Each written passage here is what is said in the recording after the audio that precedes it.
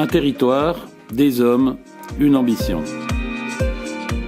C'est en résumé ce qui a prévalu lors de la création de l'agence foncière en 1989 avec Georges Gruyot, alors président du département du Doubs, et de l'association des maires. Il suffit de relire le compte-rendu de l'Assemblée générale constitutive de l'agence du 12 décembre 1989 pour comprendre que les enjeux fonciers étaient déjà les mêmes que ceux d'aujourd'hui. Une politique dynamique de développement et d'aménagement ne peut se réaliser sans une action parallèle de maîtrise des sols. Bien des projets ont été annulés ou différés faute de terrain disponible. Et pourtant les outils existent pour mener une bonne politique foncière. Mais il y a ceux que l'on ne considère pas comme tels, notamment le temps et la négociation.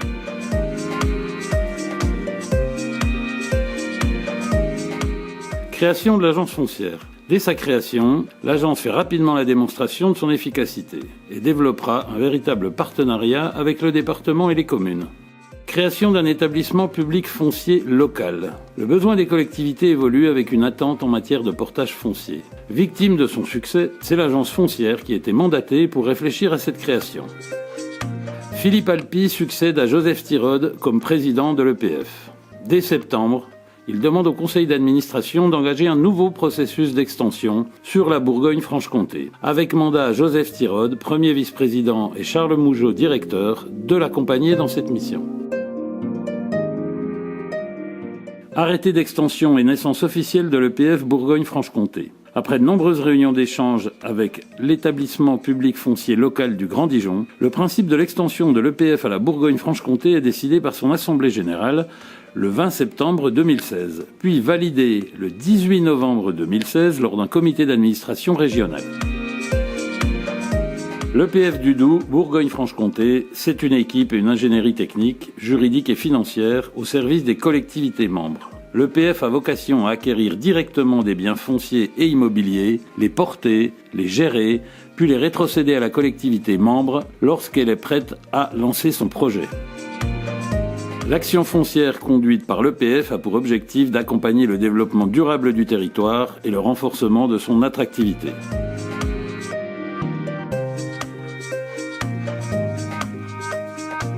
Il doit ainsi faciliter la réalisation des zones d'activité décidées par les collectivités, mais également les projets de développement d'un habitat diversifié ou à l'accompagnement de projets ayant de fortes incidences sur l'occupation de l'espace. Il est aussi un outil réactif pour répondre aux opportunités foncières et immobilières qui peuvent survenir au cœur même des villes et des villages. Conformément au Code de l'urbanisme, son périmètre d'intervention correspondra au périmètre du territoire des structures intercommunales qui le composent. Au 31 décembre 2016, l'EPF couvrait 20 intercommunalités, 399 communes, pour une population de 461 323 habitants. Du simple fait de la fusion des EPCI, il devrait dépasser les 500 000 habitants au 1er janvier 2018. Ce site, il a été quitté en 2009 par l'entreprise Eiffage Métallique. C'est un site industriel qui date du début 1920, quelques années comme ça. Et donc, c'est un site métallurgique en plein centre du village, avec toute la difficulté qu'il est entouré de riverains, de voisinage. Et la commune d'Arbouan a chuté en population depuis les années 2010. En dessous de 1000 habitants. Il était crucial pour nous de pouvoir redynamiser cette population qui chutait et donc de pouvoir réinjecter donc un projet d'habitat. Le seul terrain que nous avions à disposition était cette friche et donc les élus, après plusieurs années de réflexion et avec plusieurs années de négociations avec l'acquéreur, ont réussi à récupérer ce terrain grâce à l'EPF. L'EPF nous a aidés essentiellement pour l'acquisition, à la fois dans les études et aussi la vente, puisque les études, on n'est pas toujours aiguillé dans les petites communes pour savoir si c'est intéressant d'acheter, pas intéressant d'acheter.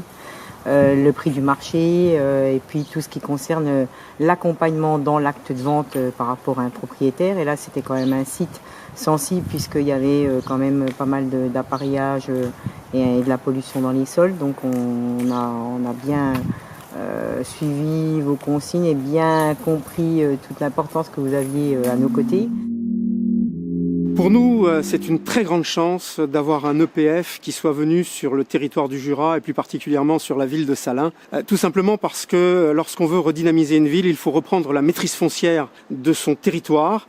Et vous connaissez l'état des finances de nos petites villes. Nous n'avons pas forcément les moyens d'aller acheter des immeubles entiers. Et le portage que vous faites est pour nous une aubaine et absolument extraordinaire. C'est un levier indispensable pour nos villes pour pouvoir avoir des projets. Et actuellement à Salins, grâce à vous, nous allons pouvoir reprendre la visitation qui avait été vendue à l'office HLM. Vous nous avez aidé aussi sur les deux immeubles emblématiques des entrées de ville. Donc pour nous, le portage que vous faites est absolument essentiel dans notre dynamique de redynamisation. C'est le territoire d'Arcade qui était intéressé parce que c'est un outil de développement stratégique qui est indispensable. Depuis 2008, en fait, je réclamais au département que l'on puisse bénéficier de cette opportunité que je connaissais dans d'autres départements et qui permettent de saisir des opportunités quand elles se présentent. Vous imaginez bien que dans nos budgets, il est impossible en fait d'avoir les sommes allouées pour pouvoir saisir l'acquisition d'un bâtiment, puisque quand ça se décide, ben voilà, c'était pas prévu quelques mois à l'avance. Et donc là, eh bien, l'EPF est l'outil extraordinaire pour pouvoir faire la stratégie de développement. Un cas concret et puis qui va montrer en fait l'enjeu.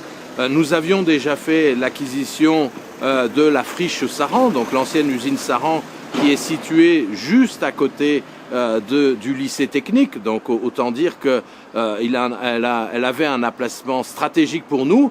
Et en fait, après, la maison qui était située à côté a été mise en vente. Et c'est vrai qu'on n'aurait pas pu saisir cette opportunité parce qu'on n'avait pas l'argent disponible sur le budget.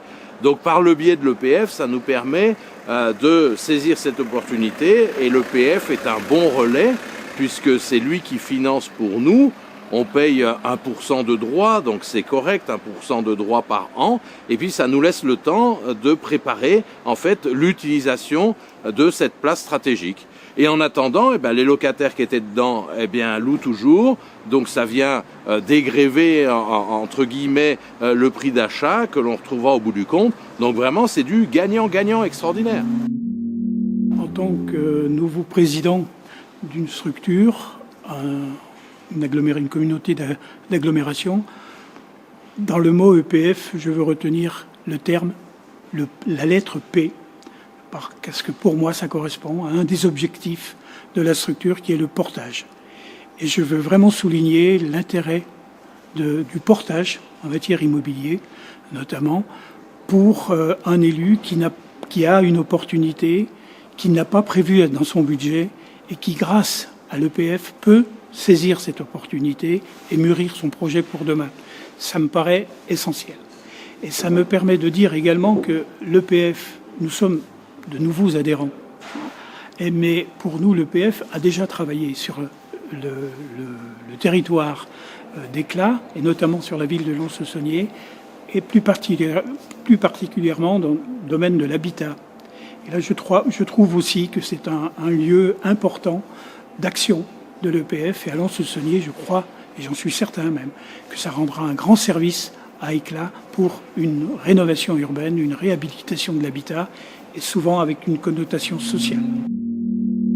Ah même, écoutez, monsieur le directeur, pour moi, je peux vous dire que je pense un grand bien de l'EPF, que je connais, que je côtoie et que j'utilise, entre guillemets, depuis sa création, il y a 10 ans, en 2007, puisqu'à ce moment-là, j'étais conseiller communautaire, et c'est comme ça que j'ai appris l'existence de l'EPF qui se crée.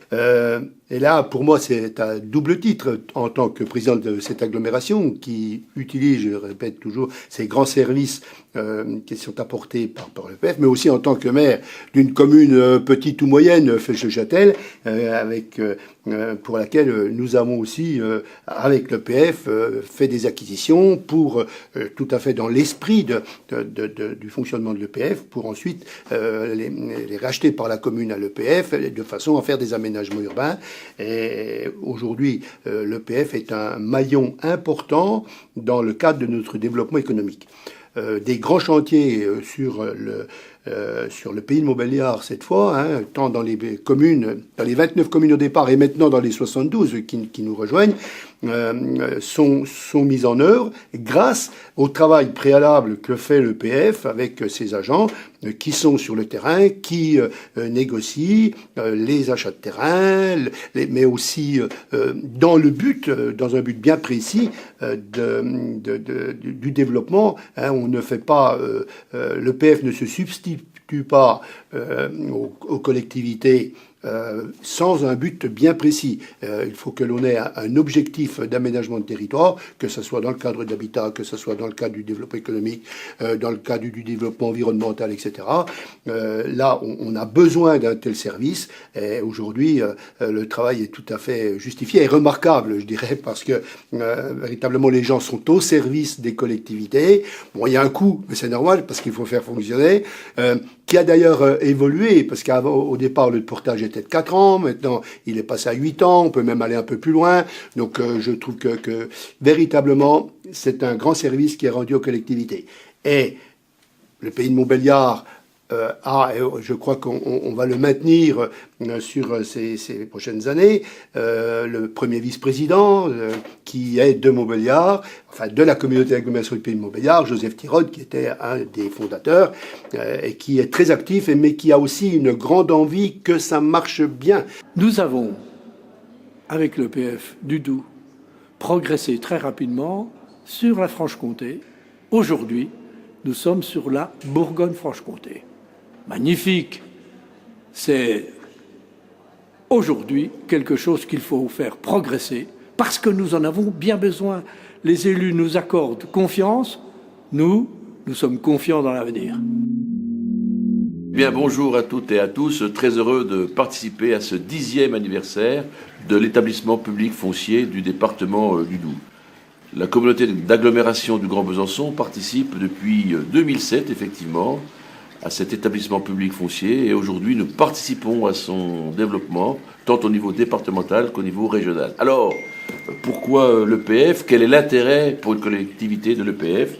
Vous savez bien qu'aujourd'hui la disponibilité et le coût du foncier sont quelque chose qui est très prégnant dans la conduite d'opération et il faut que nous ayons à nos côtés les compétences, l'ingénierie, la technicité, les services d'un établissement public foncier, et c'est ce que vous faites ici, et je tenais déjà tout d'abord à vous remercier, car sans vous, nous n'aurions pas pu faire de grandes opérations, ou plus difficilement. Je vais prendre un exemple, l'exemple du travaux de TCSP, que vous avez porté pendant plusieurs années grâce à nous. Résultat, 0 expropriation. Ça, c'est un vrai succès.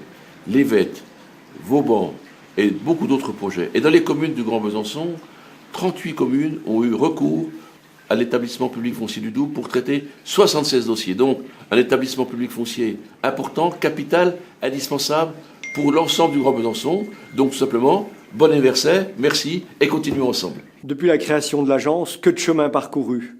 Dans un contexte de réforme de nos collectivités et de contraintes économiques et financières, l'EPF a su s'adapter et accompagner les mouvements des territoires.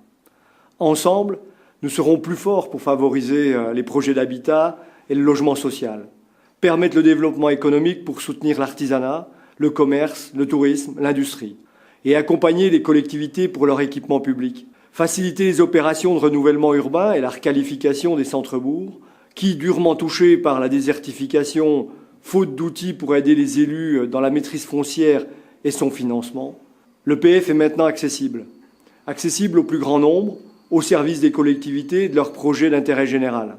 Aussi, j'invite l'ensemble des élus des intercos, et notamment ceux issus de la fusion des EPCI, à saisir l'opportunité d'une adhésion à l'EPF pour se donner toutes les chances et tous les outils nécessaires au développement de leur territoire. Élu de terrain, je sais que sans l'EPF, de nombreux projets ne pourraient aboutir faute de maîtrise foncière. L'EPF est là pour vous accompagner. L'adhésion est gratuite depuis l'instauration de la taxe spéciale d'équipement pour le financer, et les frais de portage annuels, y compris l'ingénierie technique et juridique, sont seulement de 1% pour les 4 premières années de portage, parmi les plus bas de France. Les 14 présidents de PCI et les 526 maires adhérents de l'EPF sont les mieux placés pour exprimer l'intérêt d'un outil de portage foncier. N'hésitez pas à les solliciter, ils seront de très bons conseils. Merci à vous pour la confiance accordée à l'EPF, d'où Bourgogne-Franche-Comté.